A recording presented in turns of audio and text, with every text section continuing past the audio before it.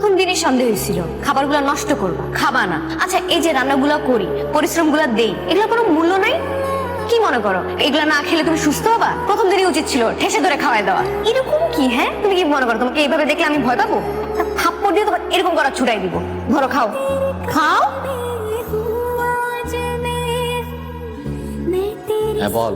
চাচা, আমার বোন কান্দতেছে, আরো কয়েকদিন কান্নাকাটি করছে। কিছু একটা বলতে যাও, আমার বলে নাই। সত্যি করে বলো তো চাচা, কি হয়েছে? বাবা হচ্ছে কি, ওর ইউনিভার্সিটির এক ছেলে, ওই কি আরমান নাকি ছেলেটার নাম, বুঝছিস?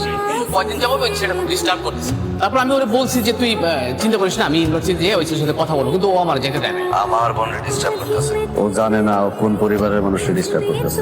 বাবা শোন, একটু শান্ত হওয়া, বুঝছিস? ব্যাপারটা আমি দেখতেছি। আমি আগামীকাল ইউনিভার্সিটিতে যাইয়া টিচারের সাথে কথা বলতেছি, আর ওই ছেলেকে আমি বুঝিয়ে বলবো। তুই এর ভিতরে না গলাইস না বাবা, আমাকে দেখতে দে ব্যাপারটা।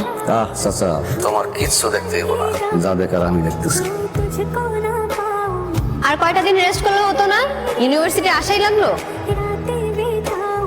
এমন তো না যে খুব পড়াশোনা করো, করো তো জ্ঞানজাম। তো আর কয়টা দিন পরই করতাম। আমারও সেটাই মনে হয়েছিল, কয়েকটা দিন পরে আসি। পরে আবার মনে হলো ইউনিভার্সিটি আমাকে মিস করে। অনেক মিস করে, করাটা স্বাভাবিক না? ইউনিভার্সিটি অভ্যাস হয়ে গেছে মারামারি গ্যাঞ্জামের। তুমি থাকলে তো একটু মারামারি গ্যাঞ্জাম হয়, ইউনিভার্সিটি গরম থাকে, কিন্তু তুমি তো নাই, তাই ইউনিভার্সিটি একটু ঠান্ডা হয়ে আছে। এত দ্রুত ইউনিভার্সিটি অভ্যাস হয়ে গেল। ইউনিভার্সিটি এমনই, সহজে কিছু করে না, কিন্তু যখন করে তখন খুব বাড়াবাড়ি করে ফেলে।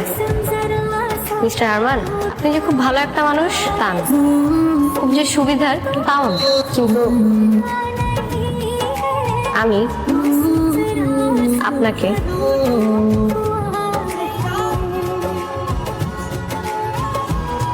ভাইয়া কি করতেছো? ভাইয়া ও কিচ্ছু করে না, ও ভালো একটা ছেলে। ভাইয়া প্লিজ, কি করতেছো?